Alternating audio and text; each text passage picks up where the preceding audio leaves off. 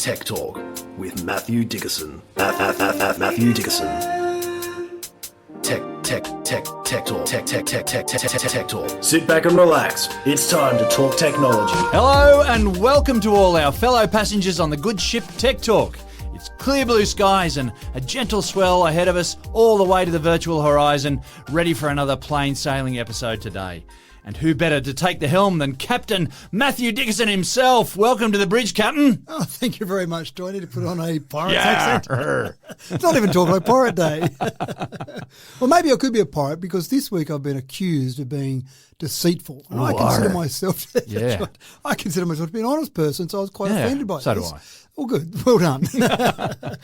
But it's all about big tech companies, and I won't name the company because I'm concerned that I might get sued by them if I go and slander them. Of course, we'll be sensitive. That's right. But big tech companies sometimes find efficiencies in not allowing you to speak to someone, which I get. I understand. Yeah, you don't want people to complain. That's right.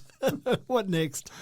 So it makes it efficient and easy for companies to allow you to input information and then have some sort of AI tool maybe analyse that and then give you the impact of that. Now, I was just trying to get a listing for a business on a certain site. So going through a normal process, filled in all the details, submitted that, and it came back and said, we're not displaying that because you're using deceitful content. And I've gone, what deceitful content? What? So I want to talk to someone about this. How dare you accuse me of that? Pulled you as a conspiracy theorist or something. I don't know what it was. And that's the problem. I went, okay, what do I need to change to make you think that I'm okay, that I'm not being deceitful? Well, you've done this sort of thing before. Exactly. Yeah, right. Okay. And with no problems whatsoever. You put the information in, you say submit, and But this 5 time, minutes later, this time you're being deceitful. This time, all the other times I've been okay. And you can't work out what it is because it's such a generic thing. This is being blocked due to deceitful content. Oh, well, which part? Where is it deceitful? How can I fix it? So I'll just talk to someone. Ring up and talk to someone. Lovely. What a great idea. Can you just tell me what's going on here? Of course, there's no phone number. You can't ring someone. And I did get a bit excited at one stage because there was a paid service, which I was kind of a little bit offended that I had to pay to actually prove I wasn't deceitful, but a paid service. And then as I went through to use this paid service to get it fixed up, it was only available to people who lived in the US or businesses in the US. So we live in a global society, though. You would think so, wouldn't you? And especially with these big tech companies. So I submitted information again, and it came back still suspended, not publicly visible. Tried it again. It took me several weeks of submitting something and then waiting. Because sometimes it would say, we'll verify this information now. This could take up to 5 days. How long can it take? Just check it out. Go and have a look. Just come on. So it is frustrating. I understand people's frustration. And I don't know, I've got a magic solution. Sometimes people show me information and say, oh, can you get this sorted out for me? And you look at it and you go, well, I can read English the same as you can read English. And it says, do this. So I guess we'll try that and see what happens. And so sometimes you can follow through, but in this one, I sometimes found myself in a loop. You do step A, step B, step C would say you go to step A, you go to step A, step B. Oh my Sounds gosh, like I'm in a loop. Catch-22. Sounds like Joseph Heller might have had something to say about this. Maybe. Yeah. So it was frustrating, but I do get people's frustration. But the worst thing is that, in the past we might have rung up and spoke to a human about something like this to help get them to help us solve the problem. And also, because they have rules that are global, as you say, and maybe all-encompassing, you sometimes get trapped with one little exception or something, obviously, that I was saying or doing that was flagging somewhere that this was a problem. I don't know what it was. Still, to this day, I got it going. I don't know what the problem was initially. The thing that gets me is it was weeks. So they had to get stored in an information bank or go to an email to someone who only works on Tuesdays. But it's really only every second Tuesday, and he'll have a look at it then. And I wonder whether a human even approved it in the end, or whether finally the information I submitted the 75th time. You're saying you wore AI down? maybe yeah, right. I battled AI and I finally beat it. So maybe that was it. I don't know. I suspect that it finally was ratified by the AI tool and went, oh, that's okay, sure thing. We'll go and list that for you now, no problems at all. So, it's a bit frustrating. And I do hear that from people a lot, and I have seen it personally, obviously. And I don't know the answer because these big tech companies, these global companies are built on efficiencies and AI tools, and if some slip through the cracks, well, so be it. We've got the majority. Well, yeah, when you're pressing buttons and when you're ringing up and you're hitting a 5 for the option that you want, the conversation's being steered in the direction that they want it to go rather than the way you want it to go. And I think with some of those efficiencies, if you like, some of those big scale things, you say sometimes things slip through the cracks. When you've got a small business, sometimes a small business in a small town, I actually think they're a better business than some of these big businesses because you can't afford to let some slip through the cracks in a small town with a small business because you don't have many customers.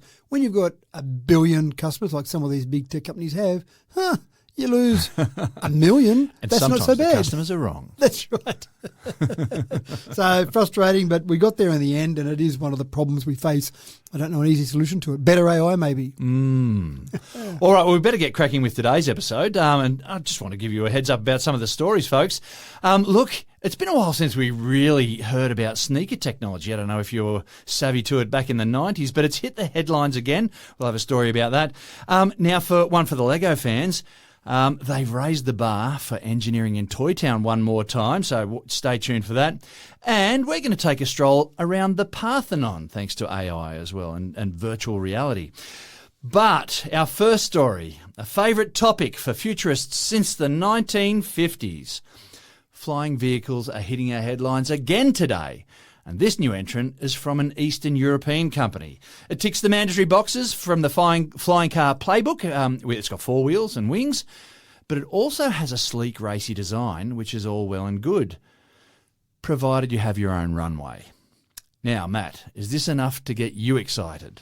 Well, it doesn't get me going because I think it's almost... You've got to have a runway. Well, 2 things. You've got a runway and you've got to have $1.5 million. So they're 2 slight issues I see with mass sales of this particular product. But it does feel like a somewhat sideways step, maybe even a backward step, because we're seeing more and more flying cars come out now that are basically like a drone. They've got... And you want something you can park in your driveway. That's right. I want to be able to take off from my driveway and then land at your driveway and come in and have a cup of tea with you. I don't want to say, I'll go to the runway next to your place. You don't have a runway? What's going on there? So it does seem somewhat sideways. Now, I can see some logic. If you were in an environment where you had to make regular long trips, let's say you had to go to a location that was 200 kilometres away on a regular basis, then this would probably make sense. You drive around your own community, your own town, and then, I've just got to duck over there. I just go to my local airport, I take off from there, land at their airport, and then drive around there. That's a fairly limited circumstance, though, isn't it? It is, it's not something you would see every day. So to give you a bit more information on it, it's called the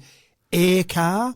I think the marketing department could do a bit more with the name. So that doesn't get me that excited to begin with. Yeah, but it is in the name, isn't it? If you're not quite sure what the air car does. True, that's right. I do often talk about humans are pretty basic at naming things. We see a bay with sharks in it. We call it Shark Bay. Woo! Yeah, and if English is your second language, then just go with what you know. Yeah, that's true too. So it is a Slovakian company called Klein Vision, and it does look like a normal type or normal-ish car with some funny little spoilers on the back. Yeah, so it looks like a fancy racing car, I would have thought. Yeah, that's right. The big spoiler at the back kind of says, wow, that's a racing car. Or press a button and just like a convertible converts from a hard top to a convertible, this takes about 2 minutes to fold out some wings.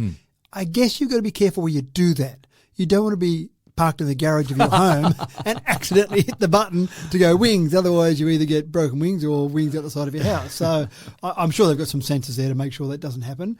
It's got a flight range of about 1,000 kilometres. It actually uses an internal combustion engine, which most of the cars coming out now, especially the VTOL, the vertical takeoff and landing, are all using electric motors and batteries. So that's where they can probably get a bit of that extra range out of it. So 1,000 kilometres range.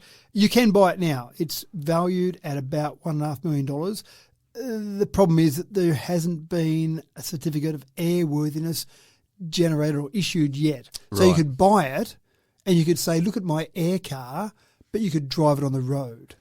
So it would kind of miss the air that would still be part. okay in the States, though. It seems that you can do whatever you want, provided you've got the money. Maybe you can get a customised certificate for it in the States, perhaps. But at this stage, they've done a lot of takeoffs and landings, about 500 takeoffs and landings. So they've done a lot of testing with it. Presumably that's in a test mode, not in a commercial mode. So it sounds like it's getting there. What I like about it, though, is there's still more development happening. We know we want... Yeah, that's right. We want a hoverboard, we want a flying car. We desperately want a hoverboard. That's right, and we want a robot around my house. Yes. So the three things that we need in technology. that's the Forget about some of the other fancy things that are being worked on out there. Just those three things, just, for me, basically. No, agreed. And then I'm okay. So And we are in the future officially. that's right. So at least we're working towards it. The other minor problem is with a lot of the VTOL vehicles, then they seem to be able to fly without you needing a pilot's license because the computer is basically doing it. You say, I want to go to James's house, and you sit back and it takes off and you fly to James's house and land. This does need a pilot's license. So there seems to be a few minor issues. Okay, yeah. I don't see it being a big hit, but keep the development going, please, all these companies out there, because we want something at some stage that looks something like a car that goes in the air. An air car, maybe.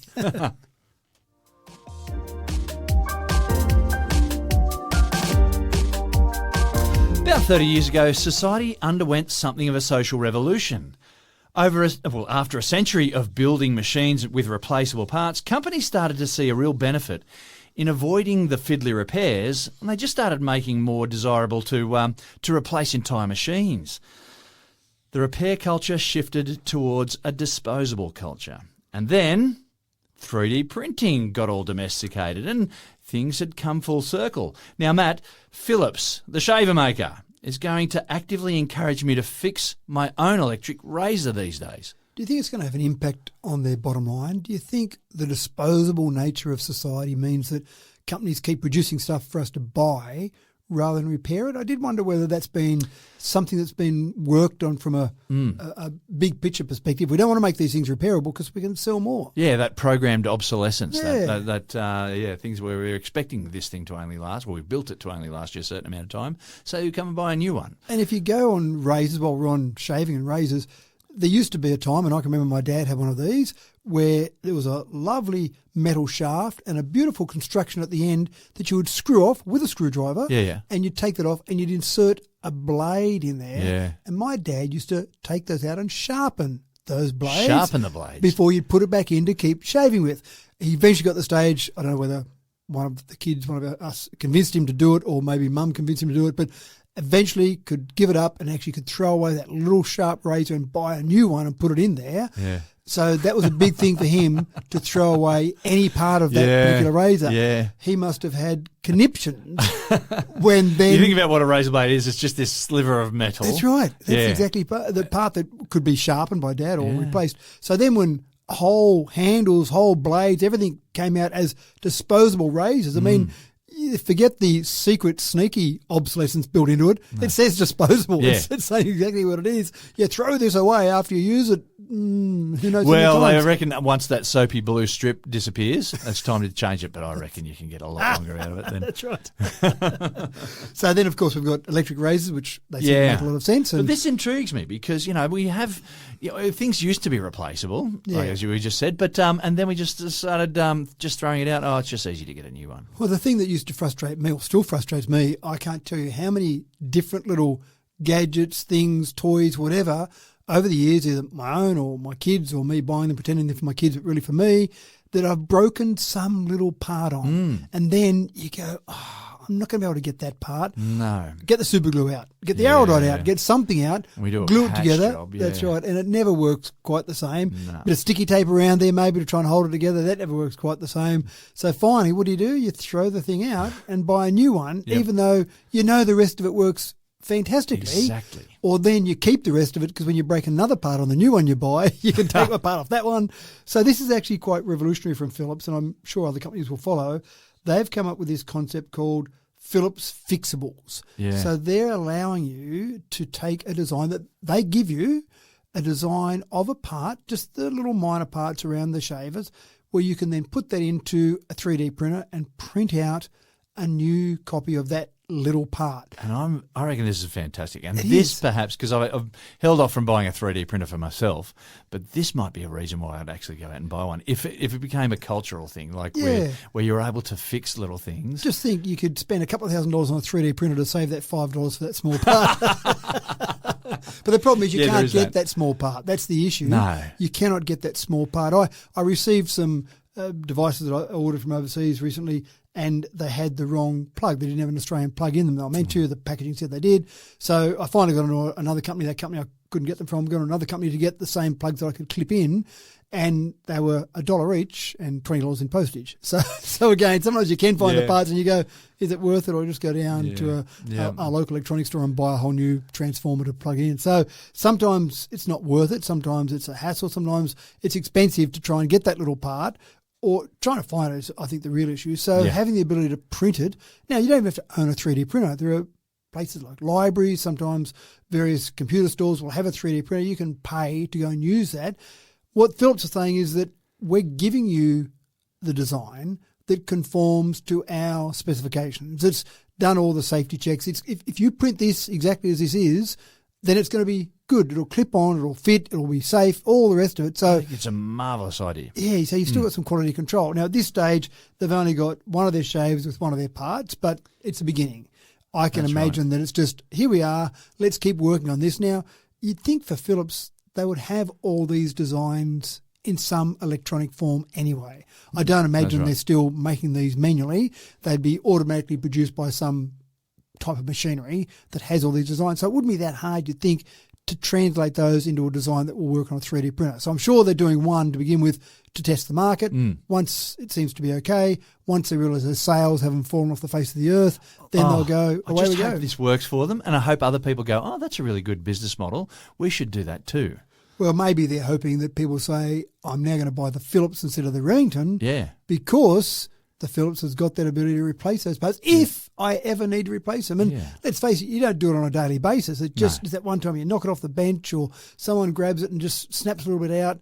That's the one time you need it. And you go, thank goodness I bought a Philips because I can then reprint that part. And maybe I don't have a 3D printer of my own, but maybe a friend does. Maybe there's one at work or something like that, and you can use that. And bingo, you've got this razor that is worth keeping. Now, again, logically, you can't go and 3D print the circuit boards or the motors. It's really just the accessories that clip onto it. And let's face it, they're the parts that do fail. So the motor might still fail and you might still throw it out and buy a new one. But the various parts. I've got one right now of a different brand that's where the comb on it that just makes it just the right level, right number of millimetres or whatever to trim your beard.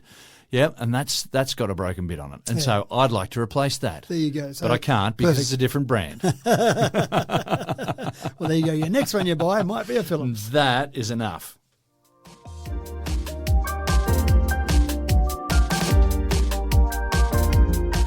Now, it's been a while since we were last blessed with a major technological advance in the world of sneakers. The Reebok pumps set off a technological explosion for the industry back in the 90s, if you remember. And then Nike, Adidas, Reebok and friends, they all went into overdrive to improve grip, speed, comfort. But I've got to say, these things have been pretty quiet for a couple of decades now. Now, sure, fashion with stakes with Yeezys and all those sorts of things, they've been really high, and there's a shoe buying and selling culture out there. But shoe engineers, I feel like they have gone into hibernation. But Matt, Nike's back again in the headlines with a foot-warming, massaging shoe, ideal for warm-up and recoveries. Yeah, sounds cool. Now, this is amazing. It is, actually. I will say Nike do have their Hyper series, their Zoom series, and I do cheat when I run at Park Run because I have those shoes that promise me I'll go 4% faster. And, of course, being the nerd that I am, when I bought a pair, I did some experiments. It may have been in my head, but I wore my normal shoes. I went for a run the next day, so not much change in fitness, ran at the same time, put on these. I did go 4% faster. Went back to my old shoes. 4%? 4%. And I went back to my previous shoes the next day, 4% slower. What I would have loved to have had is some way of blindfolding myself to not know what shoes I was in. That's right. To see. But I ended up then buying them for the kids. Confirmation bias. Probably, but all the kids ran them, and they did anywhere from about 3.5% to 5% faster with the 5% faster. Wow. So that's the only reason that I can just manage to sneak in front of you at Park Run because I'm wearing shoes where I'm cheating. So just managed to sneak in front of you. Well, thank you very much for the compliment there. But I do when I'm running along and I see someone without. And there's other brands that have got them now as well. Brooks have got them, for example. And I see people without those shoes. I go, well, I better beat him because or him or her because look, I'm cheating with these shoes I've got on. So anyway, interesting enough, these are shoes you can still walk around with as well. I don't know they'd recommend wearing them while you're doing Park Run, but they do talk about pre-workout warm-up, post-workout recovery. I want a pair of these. They sound pretty cool. So they've got batteries in them, they've got heaters in them, and they've got an air massage. Now, how the air massage works is a dual air bladder, and it basically does a sequential massaging process. So it does a pattern. That'd be just weird. It sounds cool. So if you're walking down the street and you see someone with this silly grin on their face, Look at their shoes. just check their shoes out. That's right. Because to me, warm feet, that's fine. We don't get really cold enough here where we live that you get But we freezing are feet. in Australia. We are heading into the winter months, so We are. So sometimes you're it out was and cold on about. my feet this morning when I went down to Parkrun. Well, and that might be it. Maybe times you do need that. I was actually thinking of nice big Ugg boots around the house. And then, no, put these on instead. Can use They've got these. batteries. But they do. So the battery will last in massage-only mode about 8 hours. In heating and massage mode, you can imagine the heated power, about 1.5 hours. But 1.5 hours of warm tootsies being massaged, that sounds pretty attractive to me. So I'm thinking, what, these are all operated by your phone, or do they have a Reebok pump type basketball on the tongue there to... No, they've got an app that you connect to so you can control exactly what's happening. Yeah. The only issue I've got, and the only reason I'm not buying them, is at the moment you can only buy them online if you're located in North America. Oh. Now, my brother lives in North America, so I'm half tempted to say, can you just buy them for me, and then they can ship to his house and then just ship them over to me. So I don't know if I'm trying, if that's a bit naughty, I'm suddenly being deceitful now if I do that. So he could buy them for me as a present, perhaps. Yeah, Maybe that's right. the thing. Yeah. So it sounds pretty cool.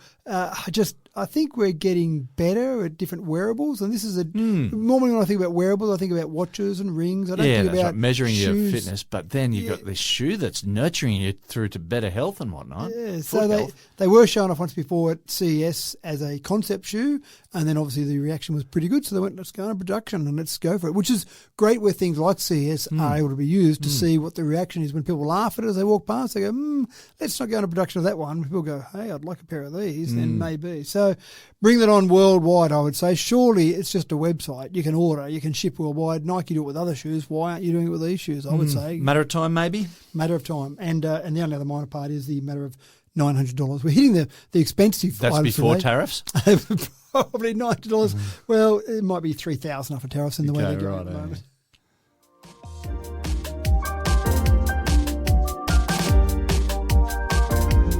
Inspiration comes from the most unlikely sources.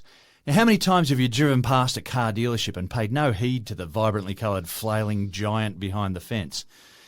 Well, it did catch somebody's eye on one day, and that somebody went on and designed a robot with that as the inspiration. A real working robot that does robotic things but is completely inflatable.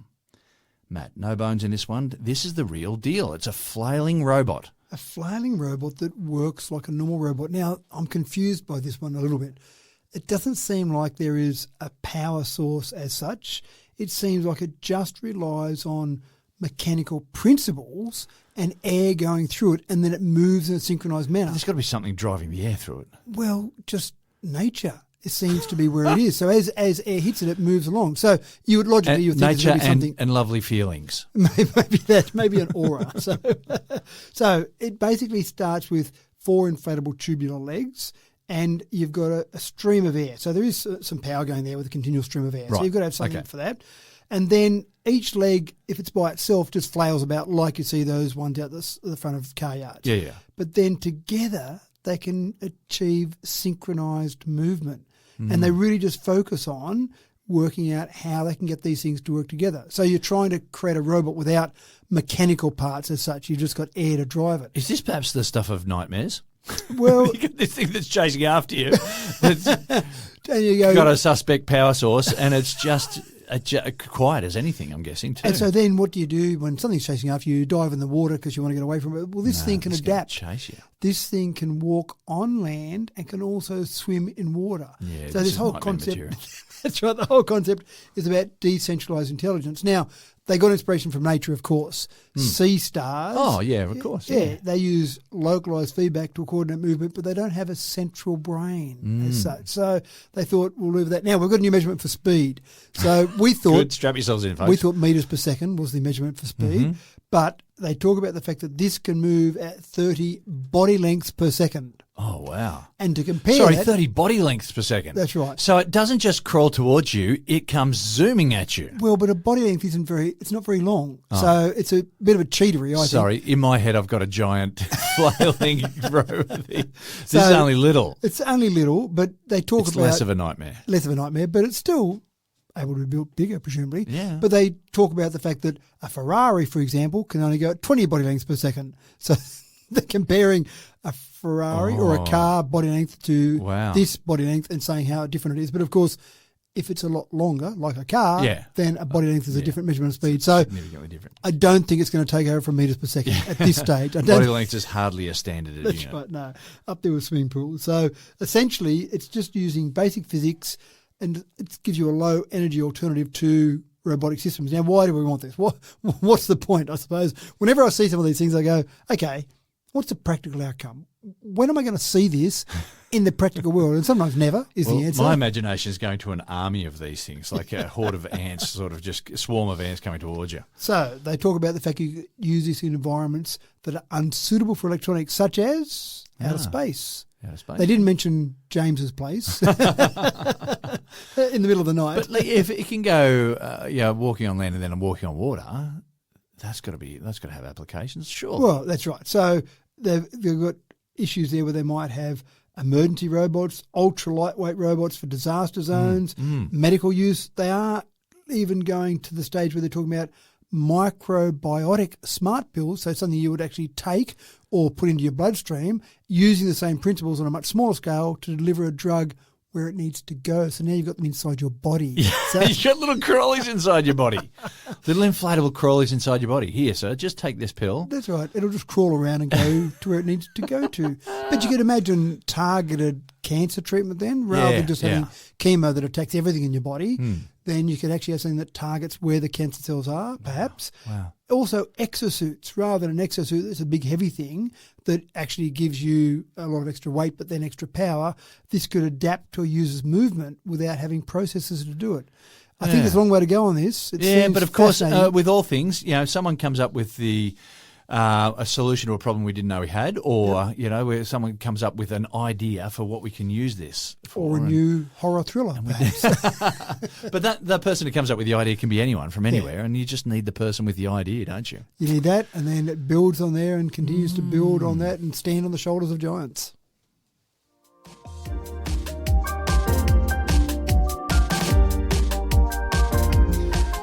One of the problems with dropping rovers onto the surface of Mars is that you need to be pretty sure that they'll handle the terrain okay.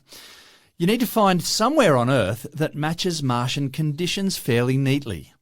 So, Matt, where does the European Space Agency reckon is the most Martian place on Earth? There is a place that's very Martian-like, and that place is over in Scotland. So there's a Scottish Highlands, a coastal community over in Scotland that is very similar, apparently, to Mars. Now, we know we're going to go into Mars at some stage. There are various agencies like ESA, European Space Agency, like NASA, like SpaceX.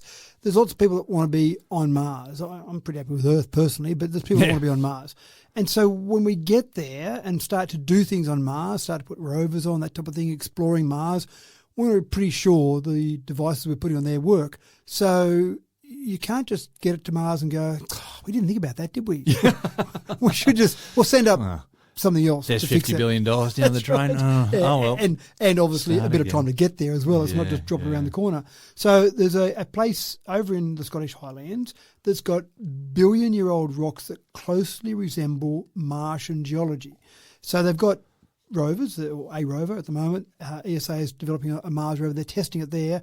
And so they're going along and using their devices, but also adding delays in, which I thought was very clever, because when you're on Mars, that's right, there's a delay. It takes time for that signal to get from you to Mars and vice versa. So they're adding delays in, controlling it remotely. They might be just around the corner, but they're adding delays in as if they were that delay to Mars and working with these robots just to see how it all operates. Because when they load this up and they want to be on Mars by 2028, when they load it up and send it off, they want to make sure they didn't go, whoops, we forgot about that. Yeah. We should have tested this a bit more.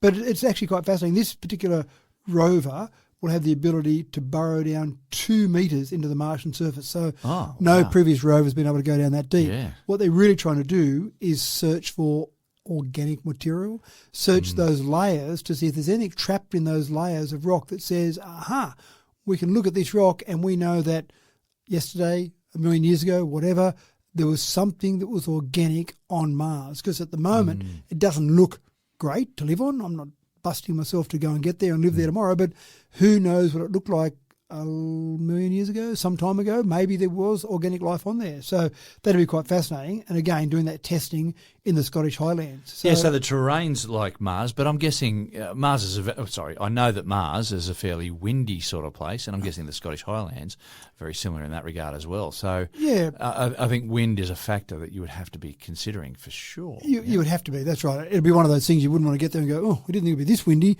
We've just seen our rover blow over. How do we get it to go upright? What do we do now? Have anything to belly bounce up. over. Yeah, that's right. So it's drilling upwards. That's right. Fantastic. What a great idea. So it does sound fascinating, but I didn't realise there were places on Earth that were so similar geologically to Mars. I thought Mars was kind of its own geology and Earth was its own geology, but of course we do have a lot of different geologies across the Earth. Yeah, but the rocks had to come from somewhere, didn't they? And so as they were floating around in space, these planets started to form. Yeah, it's just, very interesting. There's a lot to be learnt here. Yeah, definitely right. And good luck to the people over there in Lower Deerbyg. Obviously, they're making a bit of money out of extra people being there with all of this research going on. So quite good on them. Yeah.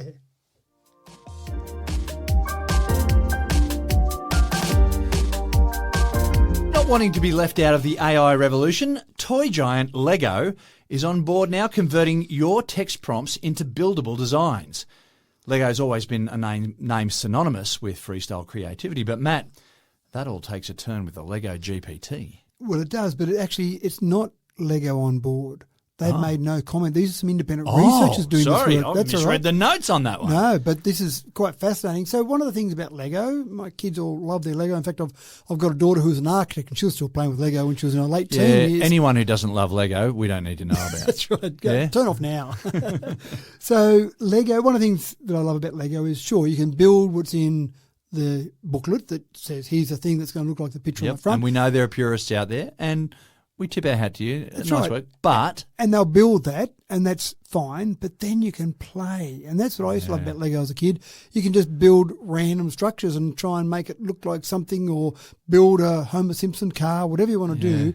You can put that together and make it look like something. We would have the instructions. We would build the thing once, and then they would just go in a big bucket, and you would just build whatever after that. Correct. You let your imagination go crazy. And I did hear the other day, I was talking about this story, and someone told me they used to, and I'm almost scared to say this because I'm so offended by this, but they used to glue their Lego together.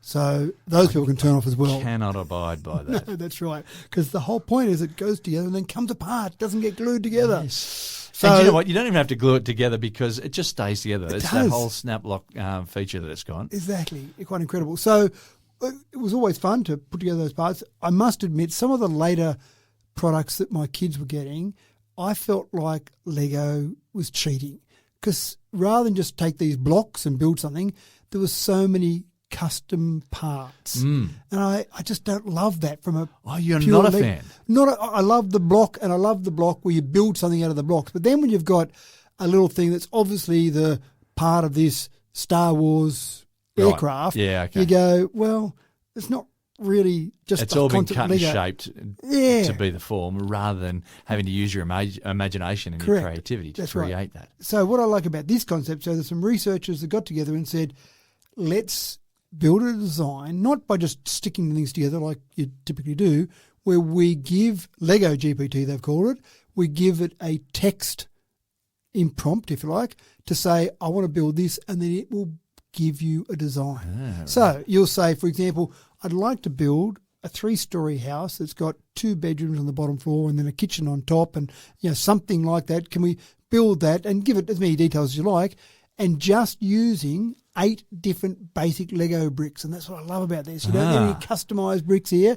It's just going back to the basic sets of old. That's right. So the 1x1, 1x2, 1x4, etc. If they still sell those basic sets. But anyway, Well, you'd have if you've got that container full of all bits of Lego, you'd have enough of those. But that was been built up from the 70s, right? So but surely those basic bricks are still the same. Surely you can still get those in. They'd have to be. Even customised ones have got some of those. So by using those 8 types of basic Lego bricks, it will give you a design. I'm not sure how many steps in the design, but it'll give you a design that says, here's how you build this thing out of the Lego bricks that you've got. You can even go a step further. You can say, I've got so many of each of these types of brick.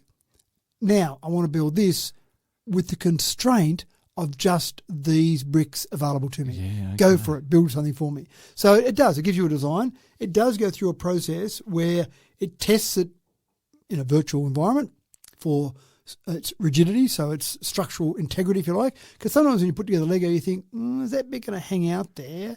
And you're just relying on that bit of plastic holding together to put some of the weight out further. Yeah, that's right. But normally it does, because it does seem to hold pretty well. So I test it for all of that, and away you go. Now, they're not doing this so my kids can reuse all their bricks. They're doing it because there is this whole concept about brainstorming or basically creating some designs that you might want to use further on. So you might want to design the Homer Simpson car and then look at it and go, yeah, you know what? I don't think that's great. Let's go back to the drawing board. So it's a way of rapidly creating a design, a basic design, and then working with that. So the next factory, the next big bit of industry, the next complicated tool that might be built might have started off as a basic Lego design. They put it together. How cool's that? That's right. And they go, yep, we can see that works. Now let's go to our normal design phases. But you can pull apart bricks and put them together Lego again. has forever been the tool of choice for engineers to be. Yeah, hasn't that's it? right. It's so I love the idea. And sure, it takes away a little bit of that creativity where people just stick bricks together and go, oh, let's change this. But I do like the idea that you can say, you could build your own home, for example. You could say, I'll give you all the text prompts about my home, how large it is, the dimensions, etc., and then, okay, give me the design for that. I want to build my own design. So, and think about the time I went to, it's probably been at lots of Formula 1 races, but I remember one Formula 1 event one time where they had a Mercedes-Benz Formula 1 car built out of Lego bricks. And it had the specs up on the side there, how many thousands of man-hours were taken up in designing that. And they obviously had a team of people doing it. Yeah. So that sounds and looks fantastic. But now you just go, LegoGPT, give me a design of the Mercedes-Benz Formula 1 car, maybe give it a picture of that, and away you go. So it sounds fascinating. Amazing.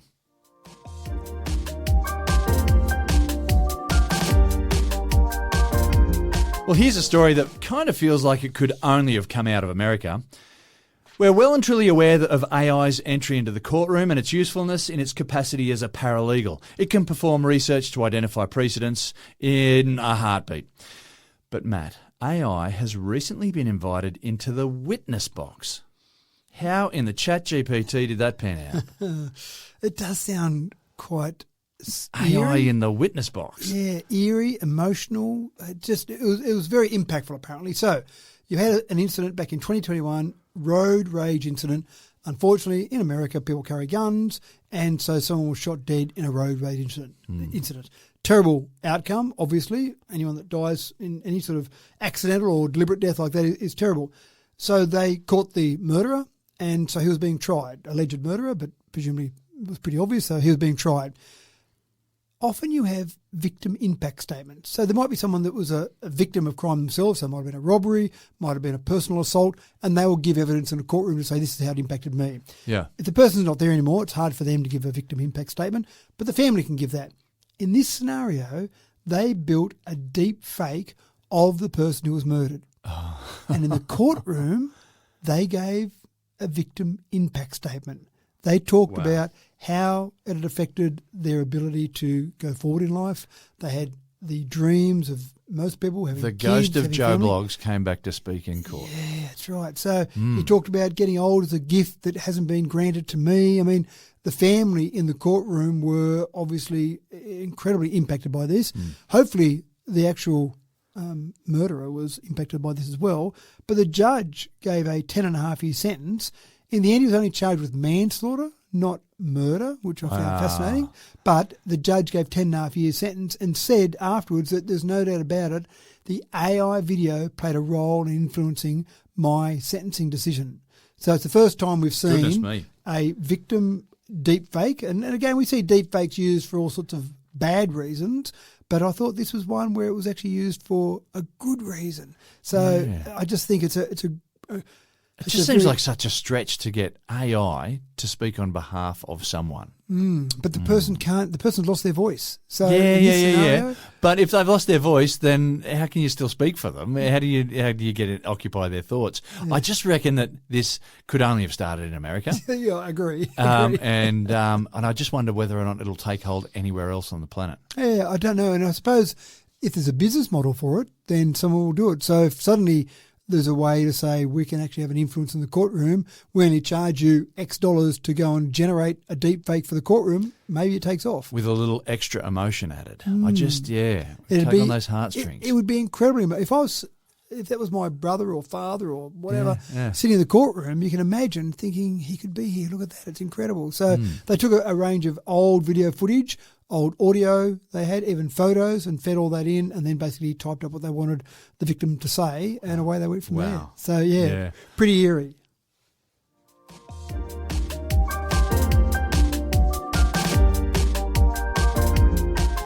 Virtual reality just got 10 times cooler with the addition of an ancient wonder of the world to stroll through.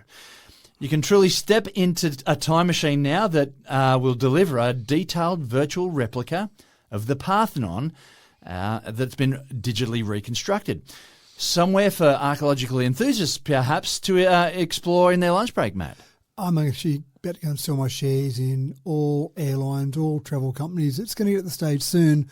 Why bother travelling? Yeah. I mean, there is still excitement in travelling. Go see the pyramids, go for a walk around the pyramids, go around the Parthenon. Yeah, that's right. And the Parthenon. The Colosseum. It's a bit broken now. It doesn't look as good as it did. This digital recreation is as the Parthenon stood in 432 BCE. So cool. So you saw it, or would see it, in all its glory. Now, you can actually do this online. You can put on a VR headset and walk around the Parthenon. The Parthenon's about 70 metres by 30 metres. So you just want to make sure you're doing it outside, though. That's right. Or in a big ballroom. Yeah, but I love that idea of recreating that in all its original glory. Now, sure, there is still an attraction to travel, and it's still, I remember when I went to the pyramids and went inside the pyramid, inside one of the tombs, inside the pyramid, that was all pretty eerie. Would it have been as good if I did it with VR? Probably not, but a lot cheaper. Who knows? A lot easier. But yeah. But I mean, there's something about being there physically, I get that. Yeah, so I'm sure airlines are going to be okay for a while. But I can see more and more of this happening. So this took several years. They took historical records, astronomical data, and then some CGI modelling thrown into the mix there to actually build this VR or virtual version of all of this. They had these wonderful 12-metre tall statue of Athena made of ivory and gold. And imagine if you recreated all this, the expense of this would be incredible. I'm sure this wasn't cheap because they took a few years to do it all, but a lot cheaper than building a 12-metre tall statue made of ivory and gold. So not sure you'd be able to use that much ivory now anyway, so as a minor issue. So quite fascinating. And gee, they did some things for worship back in ancient times, didn't they? Sure, we still build churches now, but we just don't have the same level of... The scale. That's right. Yeah, you see some things that are built... I mean... and it was all, built by hand. Built by lots of people. Lots of people carving stone. Yeah. So amazing. Sometimes they were a tomb, if you like. Sometimes it was a burial area. So you build an incredible structure to bury someone. Well, I reckon the challenge has been laid down now. We need to get more of these, but let's see the Hanging Gardens of Babylon. Yeah. Let's see the Colossus of Rhodes. Let's see, was it the Great Library of Alexandria? What about the Great Lighthouse? Was that at Alexandria? All these wonders that we, there's records of, but they don't exist anymore. Imagine the Colosseum and seeing some lion fights in the Colosseum. Imagine walking around in that environment. What's fascinating about the Colosseum seeing lion fights, you mean watching Christians being eaten by... Well, something like that. Let's watch a bit of that. That's right. So Matt, why don't we do that? So much. Yeah. But even the Colosseum, when you've got all the underground area of the Colosseum. Yeah, that's right, and then seeing the gladiators sort of strolling around and rubbing shoulders with gladiators. Yep, so fascinating. But I actually think there's a whole industry there. I think you would pay to go and watch a walk through in a VR environment for some of these things that have been recreated with incredible detail in their former glory. So great use of technology, I thought. And again, there'll be more of it, I'm sure, coming. Yeah.